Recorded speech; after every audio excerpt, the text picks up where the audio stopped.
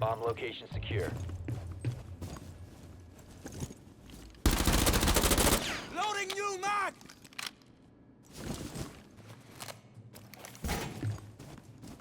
Eric, are you at one of the... Place device. Reload! Need help, need help.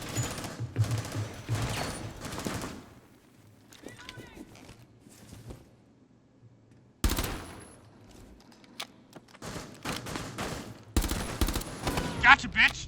Oh, that's such a shitty sightline.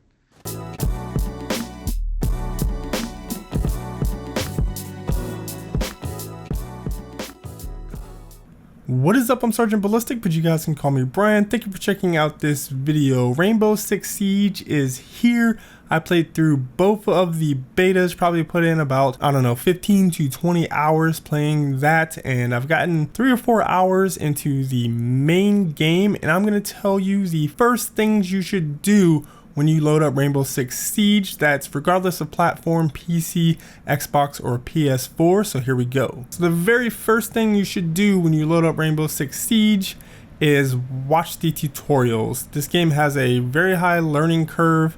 I know some people who tried it out and just immediately quit because the time to kill is very fast. The game is very dynamic with all the destruction and the varying counters to different operators and all that kind of stuff. So watch the videos if you haven't played through this before or aren't familiar with the concepts of the game. If you do feel comfortable with that, you can just actually press a button to escape and you'll get the credits for doing this anyway, and that's the big thing here. And you'll actually get enough RP in order to buy your first operator, but we're gonna hold off on that and move to number 2, and that is playing through some or all of these situations. You'll again get RP for this. Really, these are just kind of playable tutorials in order to familiarize you with the different concepts and aspects of the game. We got different difficulties and there's challenges for each one, so depending on what difficulty you're playing and if you complete the challenges, you'll get more or less RP. This is a great time to get familiar with the different mechanics and actually use them: breaching charges, repelling, learning the recoil on a few different weapons, different scenarios that you'll be playing through in multiplayer. This isn't really a full-fledged single player. It's mainly more of a time trial challenge type thing, but you can use it to earn some free RP,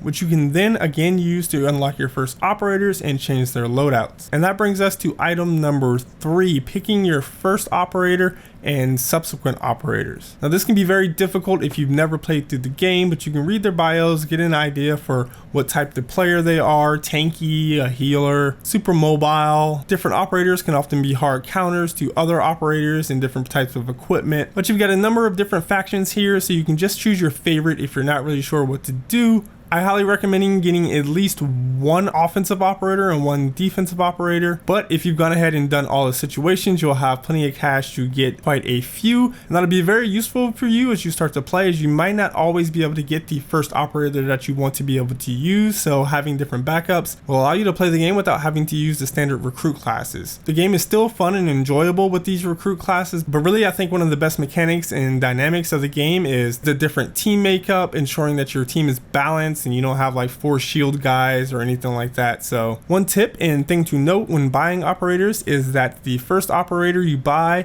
in every faction will cost you 500 RP, and subsequent operators will actually increase in the price to 1000 RP and 1500 RP. So I really recommend moving through and maybe picking one operator from every faction, so you have 5 to start out with. You can get a feel for whether or not you like them while you're playing, and if somebody snags the one that you want to use, you'll have a backup. So the next thing you're going to want to do is really study your operators. Take a look at what their different gadgets are and their skill sets, whether they have heavier armor, lighter armor, fast mobility, that kind of stuff.